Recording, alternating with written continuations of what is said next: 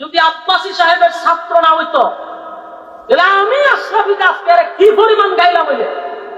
এখন ওনার দিকে তাকাই আছি, আপনি যথাযথ ব্যবস্থা আপনার ছাত্রের বিরুদ্ধে নেন। আপনার প্রতি যে সম্মান আর ভক্তি আর শ্রদ্ধা আছে আমাদের, এটা কিন্তু দিন তো দিন কমে যাবে। শুধু তাই নয়, একটা সময় দরজার বাঁধ ভেঙে গেলে আমাদের মুখে আর তালা লাগাইতে পারবেন না। সুতরাং বাংলাদেশের অসংখ্য আলেমদের হৃদয়ে রক্তকরণ হয়েছে, একটা বক্তব্য নয়। পরে সে আবার লাইভে আইসা আরো যে কুরুচিপূর্ণ বক্তব্য দিছে, এটা মাহফিলে প্রকাশ করার মতোই না। আব্দুল মালিক হাফিজাহুল্লাহ বাংলাদেশের মধ্যে ওয়ান পিস একজন আলেম, সব দলের মানুষ এটা সাপোর্ট করতে বাধ্য। এত বড় একজন বিজ্ঞ আলেম, আবার জাতীয় মসজিদের প্রতি এই অত বড় একজন আলেমকে প্রকাশ্যে আইসা যে সমস্ত কুরুচিপূর্ণ বক্তব্য দিছে, লেবাসদারি মৌলবীরা কয়জন তার নামে মামলা দিছে? বলেন কয়জন মামলা দিছে? কেন আমাদের ওলামায়ে কেরাম নাই ডাকাতে? ওনার ছাত্র নাই?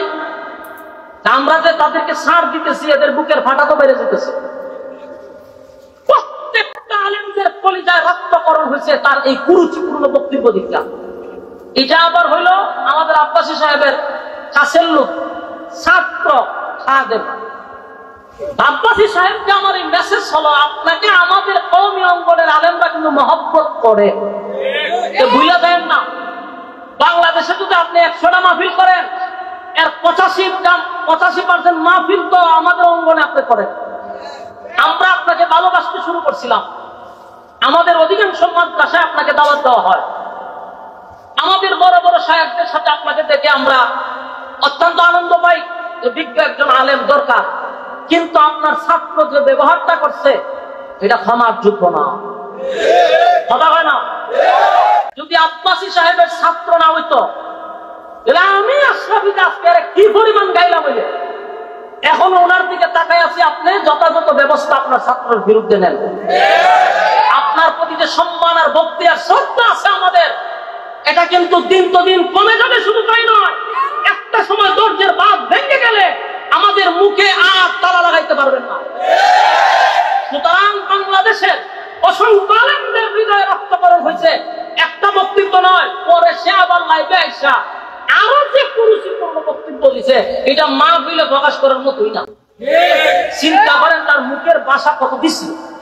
সে আরো বুঝার মধ্যে তোরা কিতা করবি কর, ইঙ্গিত দে, আমার নিচে রুম ছিল না, নাউজুবিল্লাহ। তাহলে একটা কথা ইয়াদ রাখবেন, যখন আমি বেয়াদবি করব তখন মানুষ কয় হের উস্তাদটা আগে দেখছি, ঠিক নেই? তখন কিন্তু আমার ব্যবহারে, আচার ব্যবহারে ওই আমার মা বাপকে মানুষ চিন্তা করে, আনলে আমার উস্তাদকে চিন্তা করে। মানুষ কিন্তু অলরেডি আব্বাসী সাহেব আপনারা যে চিন্তা করা শুরু করে দিচ্ছে, কারণ এর ভাষার যে পরিমাণ খারাপ, আর সে উগ্র এবং কুরুচিপূর্ণ বক্তব্য দিছে। আপনার মতো একজন প্রসিদ্ধ লোক আপনারা এখন চিন্তা করা শুরু করছে মানুষ।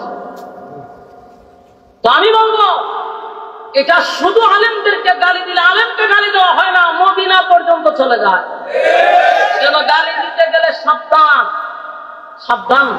কারণ এই গালি শুধু এখানে সীমাবদ্ধ থাকে না, কারণ উলামায়ে কেরাম হচ্ছে রাসূলের ওয়ারিস।